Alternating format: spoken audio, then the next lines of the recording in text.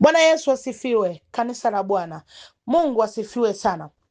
Nina kila sababu ya kumshukuru Mungu kwa matendo yake makuu na uweza wake wa ajabu mno. Ni wakati mwingine tena, leo ni siku yetu ya Jumapili na tuko na twende kanisani.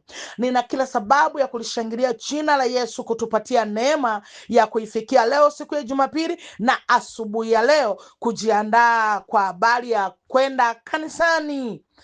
Ni Mwalimu Glorimina Venance Mpua. Yesu ni Bwana na Mwokozi wa maisha yetu. Sana sana sana sana sana. Kubwa zaidi ya yote, leo tuna kipindi cha twende kanisani. Kwa nini mwalimu amekuja na utaratibu wa twende kanisani? Twende kanisani ni muhimu sana. Asubuhi ya leo Bwana ametupatia neema. Roho Mtakatifu amenikumbusha jambo, kaniambia, mwalimu, himiza wazazi kwa habari ya kwenda kanisani.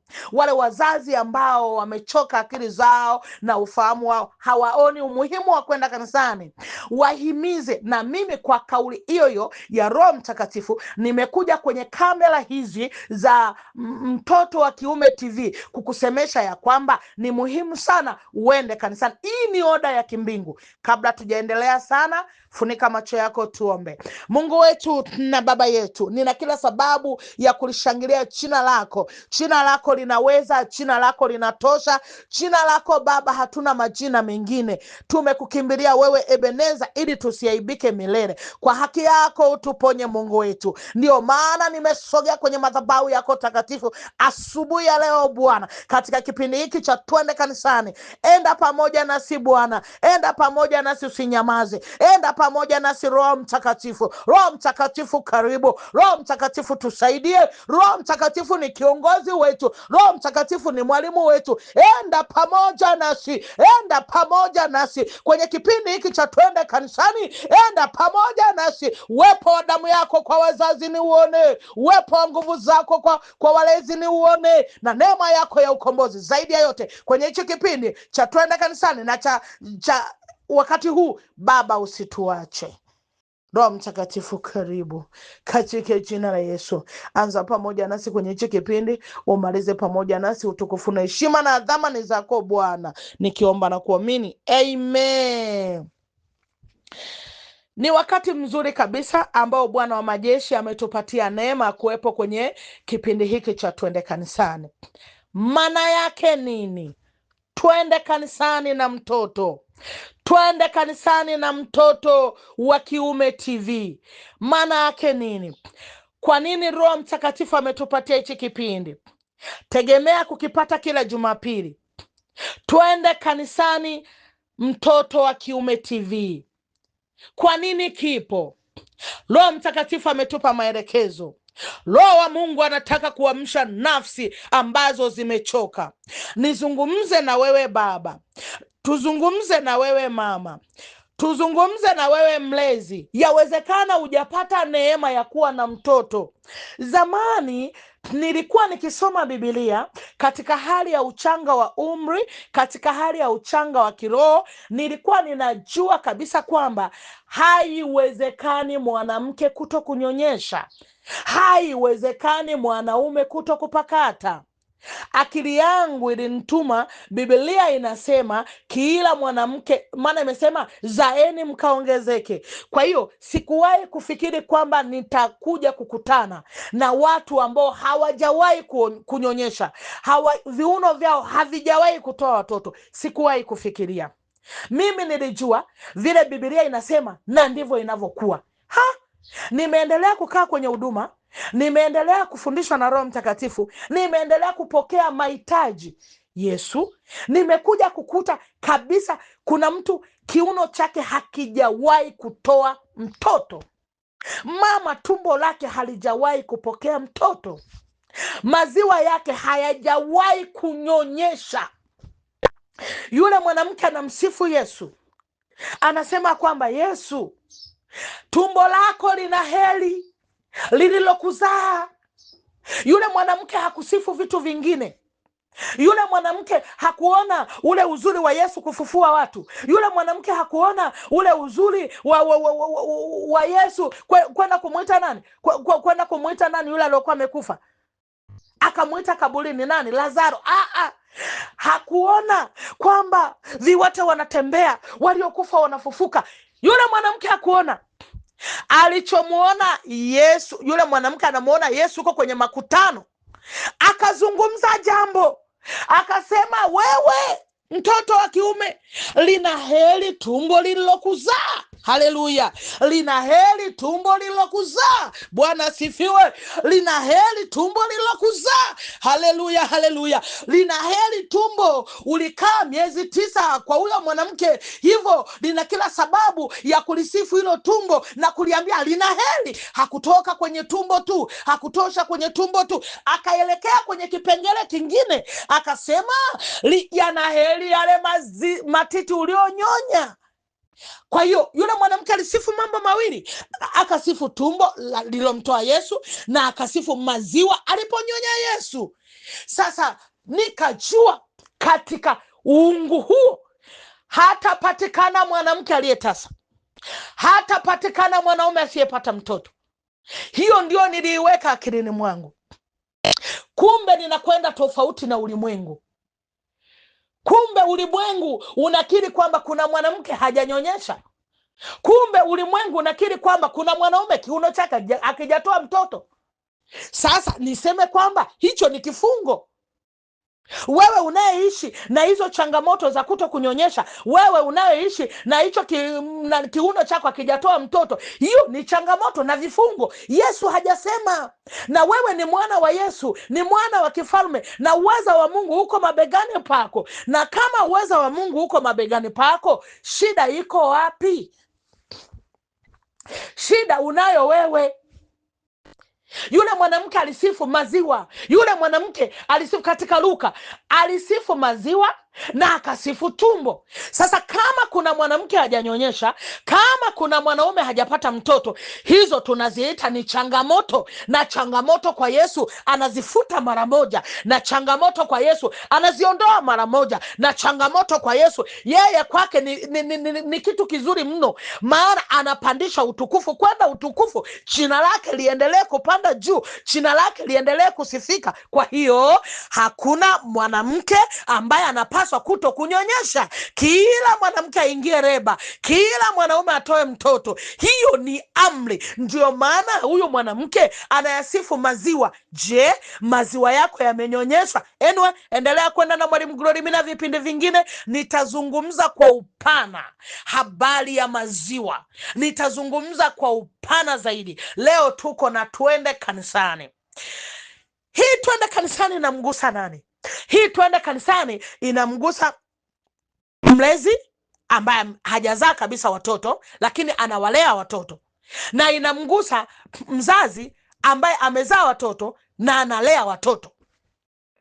Hii twende kanisani ni ya kwako. Hii ni oda ya kimungu. Bado ni asubuhi sasa. Hii video utakapoendelea kusambaa ya twende kanisani, hakikisha umembeba mtoto wako, umeenda naye kanisani. Unapomwacha kanisani, Roho Mtakatifu anakasirika.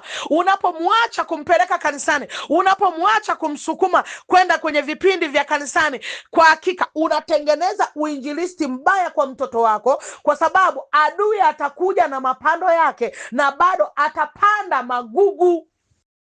Unapomwacha unasema kwamba mtoto anafujo kanisani, mimi siwezi kumpeleka kanisani. Hujui kile unachokifanya. Wanawake wengi sana wameconcentrate kiroho cha kwao, wameacha watoto nyuma. Unapomwachia mtoto nyuma, unamwachia msichana wa kazi. Mimi niko busy, naenda kanisani leo, mimi ni mwimba kwaya leo, mimi naenda kusolo. Haya, leo mimi hasa kwenye kusolo, hasa nyinyi wa kwaya, nyinyi Mungu anawaona. Wanawake wengi ambao wanaimba kwaya, hako ka udhaifu wanako. Ameconcentrate na mazoezi ya kwaya, ameconcentrate na usolo kanisani, ili leo avae kanguo kazuri, aende asimame pale mbele, amejipodoa na kujipodoa, asimame pale mbele, anawaimbia watu wengine. Unamwimbia nani wakati mtoto wako umemwacha nyumbani? Nani unayemfanyia uinjilisti ili watu tukuelewe, ikiwa uzao wako umeuacha nyumbani? Hiyo ni changamoto kubwa kwa waimbaji. Waimbaji wengi wanawaacha watoto nyumbani. Unamwachia msichana wa kazi, unamwachia jirani mtoto wako, wewe umekimbia kwenda kusoro kanisani. Ulimzalia nani huyu mtoto? Nani unataka akusaidie kwenye kulea? Mwalimu Glory Mina amekuja na sauti yenye mamlaka, sauti yenye mamlaka, sauti yenye mamlaka. Kila mwimbaji siku ya leo asimwache mtoto wake nyumbani. Kamata mtoto wako. Mtoto wangu mwalimu ni mtundu. Utundu ameutoa wapi? Hayo ni malezi. Muone private Mwalimu Glory Mina. Mfate Mwalimu Glory Mina nyumbani kwake kufundishe namna ya kulea mtoto. Njoo uone Mwalimu Glory Mina anawezaje kulea watoto wakorofi na wanakaa vizuri, wanasimama wanahubiri Injili, wanasimama wanaendelea na masomo, wanasimama katika sifa pale pale, hata kama kuna viudhaifu vidogo vidogo vinakuwepo, lakini ni vidhaifu vya kawaida.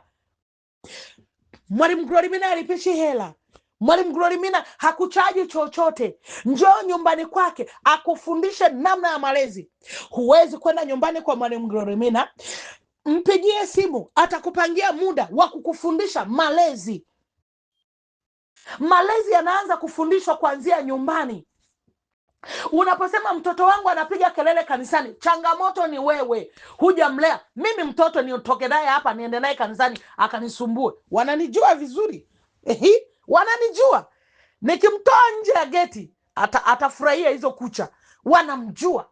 Ni nini? Ni malezi. Vile ambavyo nimeanza kuwasemesha, nimeanza kuwalea.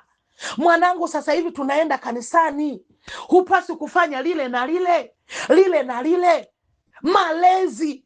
Unamuona mtoto hakai kanisani, unamuona mtoto hatulia, akifika kanisani mara amekimbia kwa mchungaji, mara ameenda kushika siketi ya mtu, mara amepiga mtoto mwenzake, mara amepanda kule madhabahuni, ameenda kupanda na membali za watu, mara ametaka kusukuma ile madhabahu. Hayo ni malezi na siwezi kuzungumzia hapa. Unifate inbox nikusaidie. Hayo ni malezi.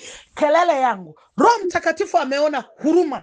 Roho Mtakatifu analia na kuugua kwamba mtoto umemwacha nyumbani, kwamba mtoto hajaenda kanisani, umemwachia msichana wa kazi, umemwachia jirani. Unamwamini vipi huyo jirani uliomwachia mtoto? Wewe unaenda kanisani, badala ya kubeba mtoto wako umlee kwenye maadili mazuri, halafu umpeleke kanisani, umwambie mwanangu kaa hapa kanisani, sikiliza mhubiri anahubiri nini, umpeleke kwenye darasa lao la Sunday school wakaendelea kufundishwa kule. Unaona kwamba haifai. Bora zaidi umwachie jirani, bora zaidi umwachie msichana wa kazi, bora zaidi umwachie baba tu amepita pale. Unamwambia mtoto wangu ni mkorofi, mimi leo nina solo huko kanisani, kaa naye, nikitoa kanisani nitakuja kumpitia.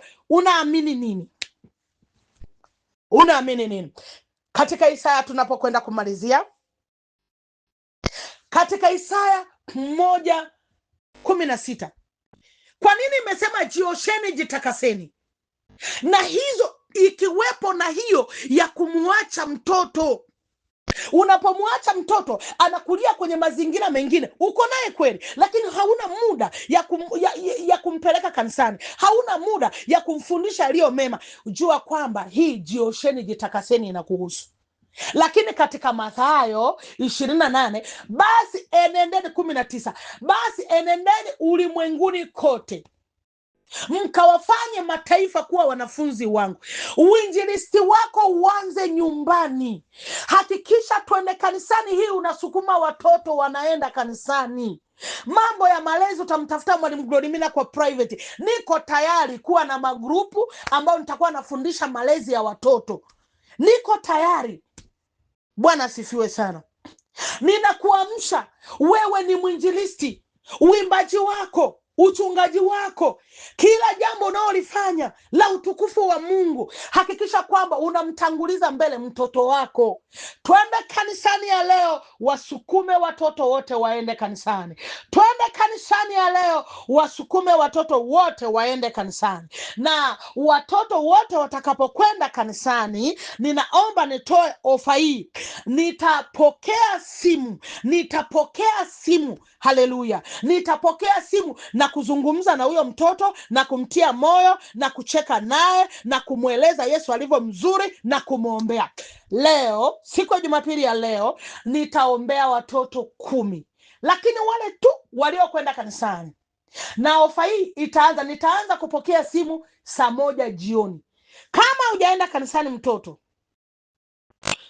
usinipigie simu, ila ukienda kanisani nipigie simu 0768972891. Hiyo ndio namba yangu, Mwalimu Glorimina Venansi Mpua. Twende kanisani na twende kanisani, twende kanisani, twende kanisani, twende kanisani. Wasukume watoto waende kanisani, sukuma watoto waende kanisani.